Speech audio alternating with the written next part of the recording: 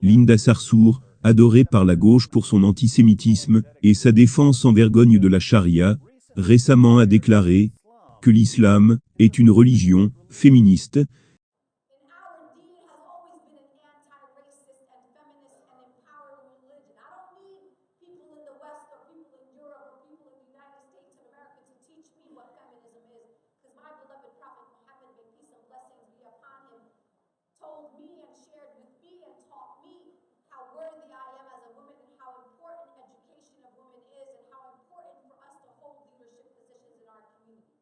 Donc, Linda n'a pas besoin de non-musulmans pour lui apprendre ce qu'est le féminisme, mais elle a certainement besoin de quelqu'un pour lui apprendre l'islam. Voyons si Allah et Mohammed peuvent le lui expliquer. Voici nos 10 principales raisons pour lesquelles Mohammed n'était pas un féministe. Raison numéro 10. Polygamie pour moi, mais pas pour elle. Alors que l'islam permet aux hommes musulmans d'avoir jusqu'à 4 femmes en même temps, sauf si vous êtes Mohammed, auquel cas vous pouvez en avoir beaucoup plus. Les femmes musulmanes ne sont pas autorisées à avoir plus d'un seul mari à la fois. Autoriser la polygamie pour les hommes, mais pas pour les femmes est un traitement inégal, et par conséquent viole donc le principe fondamental du féminisme classique. Raison numéro 9. Conjoint non musulman pour moi, mais pas pour elle. Le Coran autorise les hommes musulmans à épouser des femmes juives et chrétiennes. Mais les femmes musulmanes ne sont pas autorisées à épouser des hommes juifs ou chrétiens. Il est supposé dans l'islam que les hommes contrôlent leurs épouses et les croyances religieuses de leurs enfants, de sorte qu'un homme musulman avec une épouse chrétienne élèvera des enfants musulmans. Une femme musulmane, cependant, ne sera pas en mesure de contrôler un mari chrétien. Elle ne pourra donc pas être sûre que ses enfants seront musulmans. Ainsi, elle ne pourra épouser qu'un musulman. Encore une fois, il s'agit d'un traitement inégal et d'une violation flagrante du féminisme. Raison numéro 8. Voile pour elle, mais pas pour moi. Dans la sourate 33, verset 59 du Coran, il est ordonné aux femmes musulmanes de couvrir tout leur corps avec leur voile, à l'exception des yeux, pour qu'elles puissent voir. Puisque les hommes musulmans ne sont pas obligés de couvrir leur corps avec un voile, nous voyons une fois de plus l'inégalité. Si un homme convoite le corps d'une femme, c'est de la faute de la femme. Elle est donc responsable de se couvrir. Mais les hommes ne sont pas responsables de tenter les femmes. Donc les hommes n'ont pas à se couvrir. Ce genre de double standard est-il toléré dans le féminisme? Raison numéro 7. Prostituée pour moi, mais pas pour elle. Mohammed, le prophète de l'islam, a permis à ses fidèles de prendre des prostituées lorsqu'ils étaient loin de leurs femmes. Il s'agit d'une pratique appelée muta, ou mariage temporaire, dans lequel un homme musulman paie une prostituée pour qu'elle soit sa femme pendant 1 heure, un jour ou quelques jours. Les femmes musulmanes ne sont pas autorisées à engager des prostituées pour un mariage temporaire, c'est donc un autre exemple des normes inégales de l'islam pour les hommes et les femmes. Raison numéro 6. Esclave sexuelle pour moi, mais pas pour elle. Mohammed a permis à ses compagnons de violer les femmes captives et leurs filles esclaves. En effet, la sourate 33, verset 50 du Coran précise que Mohammed pouvait aussi participer au viol de femmes captives. Et il a évidemment profité de cette autorisation, car il a même fini par enceinter l'une de ses filles esclaves. Les femmes musulmanes n'étaient certainement pas autorisées à avoir des relations sexuelles avec des hommes captifs.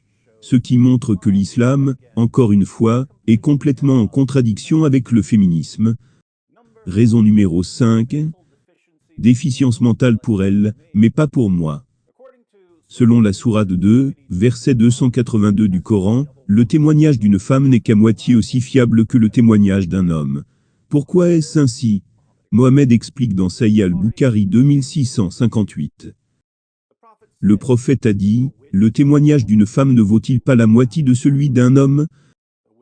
Elles répondirent, oui. Il leur dit, c'est en raison de la déficience intellectuelle de la femme.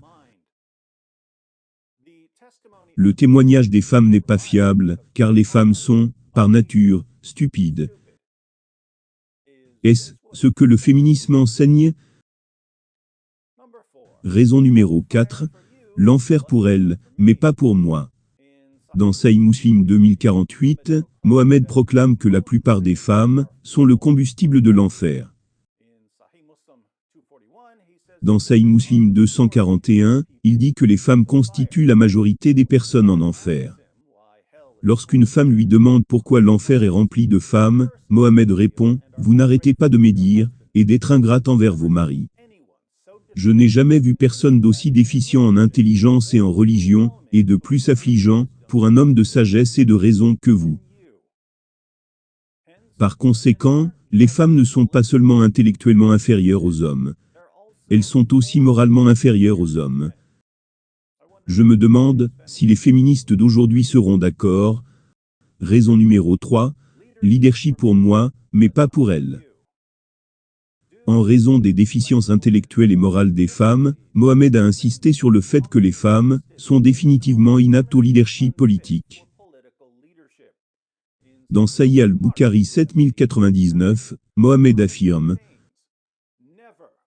Jamais ne réussira une nation qui fait d'une femme son dirigeant. » Essayez de citer cela à toutes les féministes lors de la prochaine marche des femmes.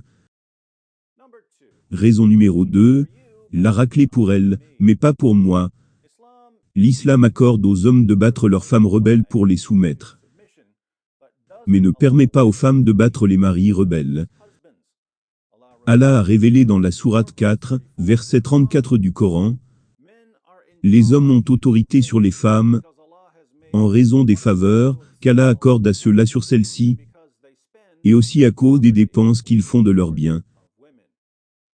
Les femmes vertueuses sont obéissantes à leurs maris, et protègent ce qui doit être protégé, pendant l'absence de leurs époux, avec la protection d'Allah. Et quant à celles dont vous craignez la désobéissance, exhortez-les, éloignez-vous d'elles dans leur lit et frappez-les. Si elles arrivent à vous obéir, alors ne cherchez plus de voix contre elles. » Apparemment, Linda Sarsour est convaincue que battre les femmes pour les soumettre est le cœur même du féminisme moderne. Raison numéro 1. Le mariage des enfants pour moi, mais pas pour elles. L'islam fait la promotion du mariage des enfants pour les filles, mais pas pour les garçons. Le prophète de l'islam a lui-même épousé une fille nommée Aïcha, alors qu'elle n'avait que 6 ans. Et il a eu des relations sexuelles avec elle, alors qu'elle n'avait que 9 ans. Selon des sources musulmanes, Aïcha n'avait toujours pas atteint la puberté, lorsque son prophète a consommé le mariage. Dans la sourate 65 verset 4, du Coran, Allah explique comment les hommes musulmans devraient divorcer des filles prépubères, après avoir eu des relations sexuelles avec elles. Vous parlez d'un patriarcat. Inutile de dire que le féminisme rejette tout mariage avec des enfants, et doit donc rejeter l'affirmation du Coran selon laquelle Mohammed est le modèle de conduite idéal. En mettant tout cela ensemble, nous avons une idéologie qui est diamétralement opposée au féminisme. Et pourtant elle est présentée comme une religion féministe. Curieusement, les personnes les plus acharnées pour affirmer que l'islam est une religion féministe sont les femmes qui, selon Mohammed, sont intrinsèquement stupides et immorales.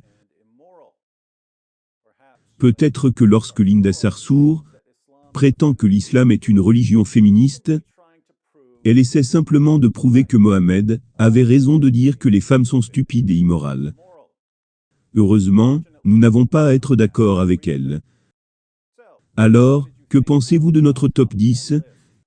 Y a-t-il d'autres raisons pour lesquelles l'islam n'est pas une religion féministe? Faites-le moi savoir dans les commentaires.